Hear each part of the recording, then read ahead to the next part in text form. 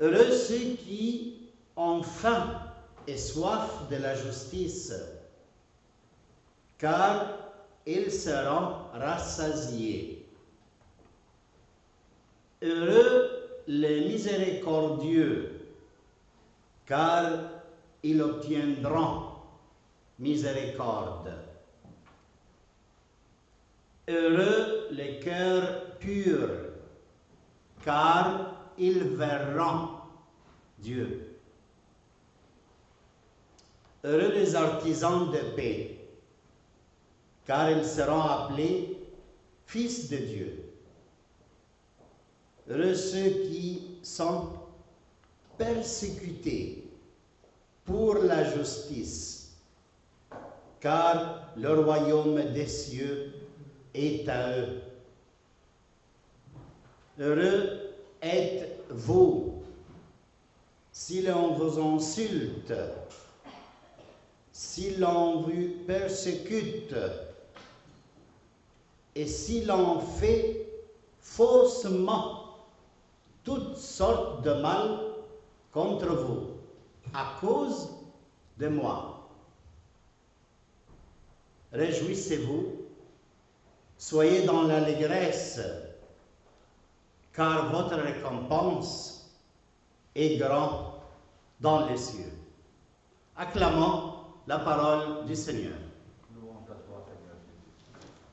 Asseyez-vous. Alors ce matin, on célèbre cette Eucharistie, la fête de Saint, en présentant aussi la messe pour Yvette Hoc, la 6e année de son départ au ciel. C'est pour cela, Michel, bienvenue. Tu m'entends bien, Michel? Oui? Très bien. Comme je vous disais au début, c'est la fête des saints. Qui sont les saints? Et qu'est-ce que c'est la sainteté? Où elle est apparue, la sainteté? Comment on peut voir la sainteté? Est-ce que c'est vrai que nous sommes saints? Et sinon, comment on le devient? C'est bien de faire des questions, mais on va voir s'il y a une file simple qui peut nous aider ce matin. On vient d'entendre la première lecture qui a proclamé la lectrice. Elle disait Saint Jean, voyez quel grand amour nous a donné le Père pour que nous soyons appelés enfants de Dieu. Où est apparu cet amour de Dieu? En quelle personne? Oui, en qui? En Jésus. Et comment il est apparu le maximum d'amour qu'il avait pour moi et pour toi? Ici, dans ce moment. Quand il a enseigné, c'est par amour. Quand il a acquis le pécheur, c'est par amour. Mais la nature même de Dieu, sa sainteté, elle est apparue avec sa plénitude ici sur la croix. Parce que qu'est-ce qu'on voit sur la croix? Le Fils qui annonce l'amour du Père pour toi et pour moi. Alors, la sainteté de Dieu le Père, c'est quoi? Consiste en quoi? Quel est son contenu? C'est simple. Aimer le pécheur comme toi. C'est simple. La sainteté de Dieu le Père, c'est aimer le pécheur. Et là, il est apparu sur la croix, dans notre Seigneur Jésus-Christ. Ça, c'est la sainteté. Alors, tu es saint. C'est sûr que tu es appelé comme moi à être saint. C'est-à-dire à être quoi? fils de Dieu. Et alors, qu'est-ce que c'est la sainteté que tu es appelé à vivre? C'est la même chose. Tu ne vas pas inventer une autre sainteté. La sainteté, c'est aimer les pécheurs. C'est-à-dire, aimer ta femme telle qu'elle est même. Aimer ton mari tel qu'il est. Aimer ton beau-père tel qu'il est. Sans le désir de changer personne. Aimer les vieillards que tu as à la maison, tel qu'ils sont. Mais à Bouna, on n'est pas capable. Soyez raisonnable à Bouna. Tu sais, tu ne vis pas avec des mondes de vieux. Comme ça, tu ne connais pas quels sont leurs problèmes, quels sont leurs besoins. On est fatigué à Bouna, ce n'est pas facile. Tu as raison. Je suis d'accord avec toi. Toi, tu ne peux pas vivre ce genre de sainteté qui est apparu en Jésus-Christ. Tu ne peux pas. Comme moi. Je n'ai pas le moindre désir à le faire. Imagine-toi. Soyons réels. Parlons des choses vraies, concrètes.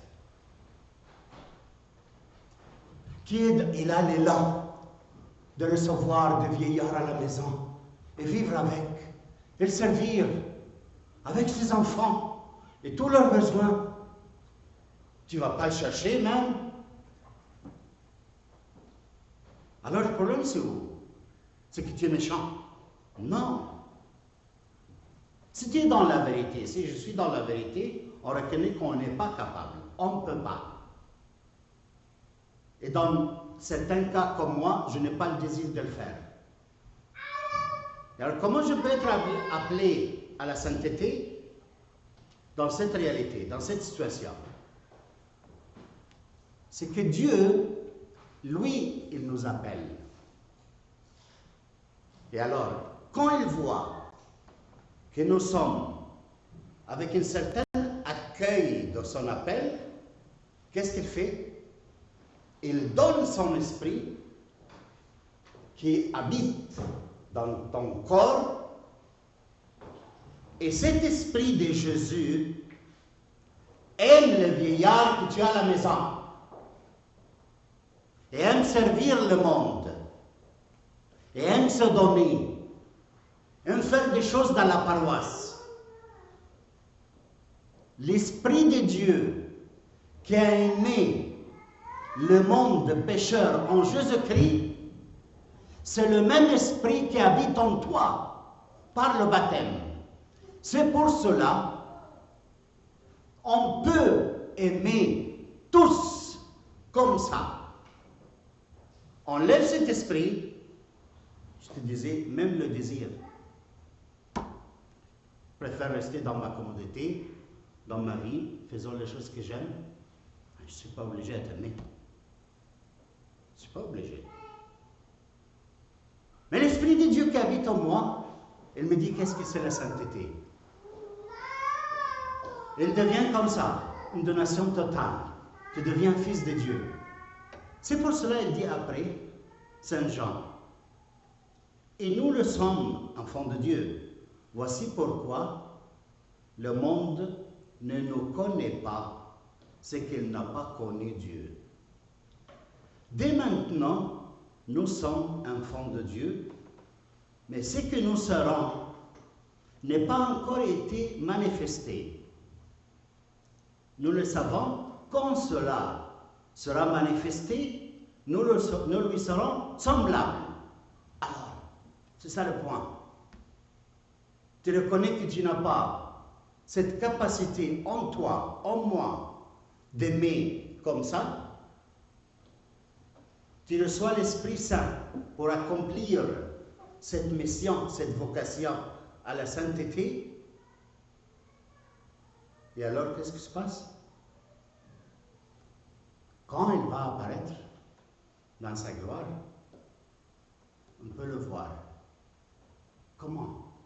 Toi, maintenant, tu ne peux pas voir Dieu. Comment tu peux le voir? L'Esprit Saint vivant en toi, il te rend, après ta mort, semblable à lui. Et tu peux le voir tel qu'il est. Alors tu regardes la gratitude, l'amour immense qui apparaît en Jésus. Seulement, quand il est proclamé, et tu le reçois par la foi, c'est lui qui fait tout. Il t'appelle à la sainteté. Il te donne la force de le faire et de le vivre. Il te prépare avec le temps, dans ton cheminement, à devenir un jour comme lui. C'est pour cela qu'il dit dans l'Évangile, heureux le pauvre d'esprit. C'est sûr. Si tu ne te rends pas compte, si je ne me rends pas compte, que je deviens chaque jour mendiant d'esprit, je ne peux pas être chrétien. Et quel esprit? L'esprit qui habite en moi? Mon esprit à moi? Non, l'esprit de Christ. Alors chaque matin, je me lève, s'il te plaît, papa, donne-moi cet esprit qui est apparu en ton fils. Je suis un pauvre et j'ai besoin. Je ne peux pas aimer ma réalité, ma femme, mes enfants, mon travail, moi-même, si je n'ai pas ton esprit. S'il te plaît, donne-moi ton esprit. Mendiant d'esprit, chaque jour, chaque jour. Et le doux, qu'est-ce que c'est la douceur? Quelque chose qui est un peu loin de moi. Être doux, qu'est-ce que c'est? C'est quelqu'un que tu peux lui dire tout ce que tu veux dire. Tu le critiques, tu lui dis contre lui, mais il ne s'agite pas. Il n'est pas dans une émotion psychologique. Il accepte tout. Il sait qu'il est le pire du monde. Et alors, il est disponible à être en silence, à tes côtés, à dire oui, à te servir, parce que cet esprit habite en lui. Il lui donne la possibilité de ne pas se défendre. Le problème quotidien, c'est je suis menacé de ce qu'il me dit l'autre, alors je suis obligé à me défendre. Et je dois défendre mon droit d'exister, mon honneur, ma personnalité. Alors si cet esprit habite en toi, il y a en toi vie éternelle, tout ça, ce que tu reçois comme flèche de l'autre, peuvent te faire mal, mais tu es vivant. Et tu excuses l'autre. Tu ne te défends pas. Regardez comment on a besoin de l'Esprit de Dieu pour devenir doux. Ce qui pleure quoi? La perte d'un ami? Ça c'est le pleur? La perte de l'argent? Ça c'est le pleur? Pleure tes péchés. Qu'elle t'empêche à recevoir l'Esprit de Dieu pour que tu sois un fils de Dieu, un enfant de Dieu. Pleure ça. Alors, dans la fête de Saint aujourd'hui, je te propose quelque chose de concret. Entre dans la chambre pour un quart d'heure et réfléchis à tes péchés et commence à dire, Seigneur, pardonne-moi. Si tu veux me donner le don de pleurer, ça fait ta volonté. L'unique chose qui a besoin de pleurer, tes péchés, et rien d'autre. Et l'autre qui pleure, pourquoi? Parce qu'ils vont être consolés. Consolés. Avec le sel. La consolation, c'est quoi? Tu pleures tes péchés. Tu es seul. Et alors tu vas être dans ce moment. Quelqu'un s'approche de toi, il va être avec le sel, qui est toi. Consolé avec le seul. Consolation, c'est que Dieu est avec toi. Tu as tout, même. Heureux-toi. Tu as tout. Tu as besoin de rien d'autre. À la place de mendier, l'amitié des mondes, tu vas te donner en amitié à tous. Tu vas chercher le monde. Tu vas te donner le servir parce que tu es consolé. Tu es avec le seul que Dieu est papa. Et comme ça, tout le reste, jusqu'à la fin. Je ne peux pas commenter tout le reste. Mais heureux êtes-vous s'ils vous persécutent, s'ils vous insultent, à cause de moi.